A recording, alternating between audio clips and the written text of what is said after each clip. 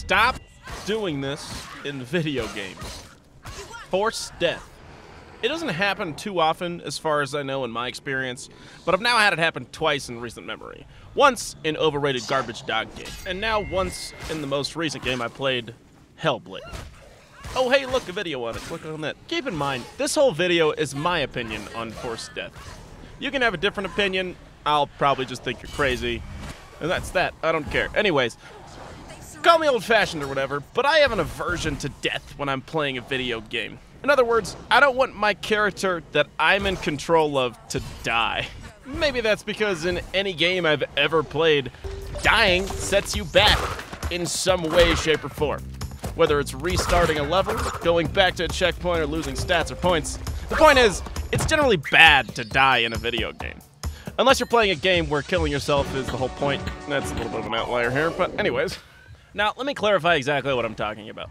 Forced death by means of your character being put into an unwinnable situation with no choices involved, and leaving you in control the whole time. That's the key here.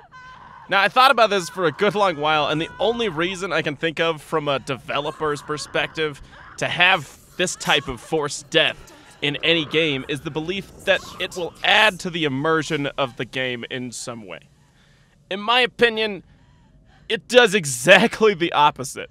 When I am playing a video game, I know I am playing a video game. That doesn't prevent me from becoming immersed in a story and the characters involved. I can still get emotionally invested and know that I'm playing a video game. That's why a game absolutely needs to feel mechanically good or smooth.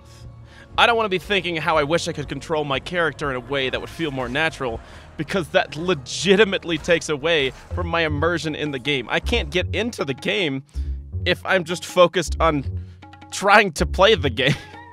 I'm no longer 100% in the story. I am some percent distracted by minor annoyances.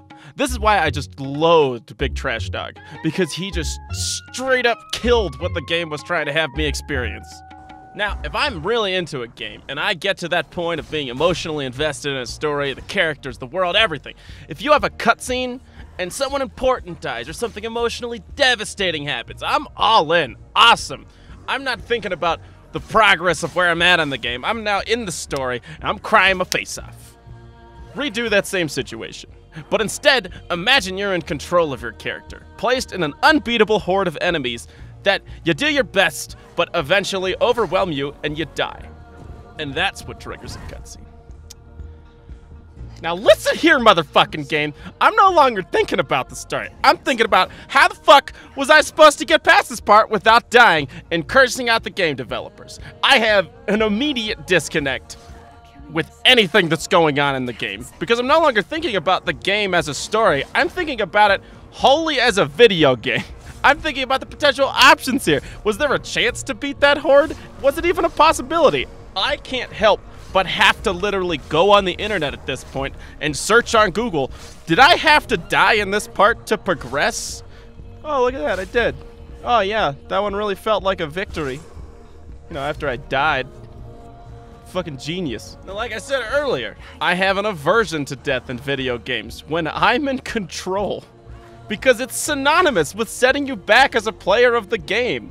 You're not expecting to be at like a further point in the game after you die. You immediately go into the mindset of, all right, let's try that again. I wonder what I have to do. But when you just get that surprise, hey, guess what? We're at the next part. It's a little jarring and you just don't know how to feel. When you're playing a game with a good story that you can fall into that deep immersion and get that suspension of disbelief rolling, I don't want to feel like the game just deliberately fucks me over to the point where I drop out of that immersion. Stop leaving me in control of a character where I have to die to progress. Make me, at the very least, accomplish something, and then turn it into a cutscene. You can kill my character in the cutscene, I don't give a fuck. But do not make me accomplish something, and then send an unwinnable horde of enemies to eventually kill me after being overwhelmed from bullshit spawning behind me. That is how you make someone disconnect from any semblance of immersion and experience of the game. And quite frankly, you get fucking annoyed. That's all I have to say. Now, you can agree or disagree. I'm actually curious if you disagree to any extent, how you actually feel about, forced deaths situations. So toss me some other perspectives. Enlighten me in the comments below, you YouTube comment geniuses. Or you could inform me of a good reason to actually have this in a game, because I just personally couldn't think of anything. Hell, you might be able to. But yeah, let me know. So, hey, nice boys. Embrace the weird.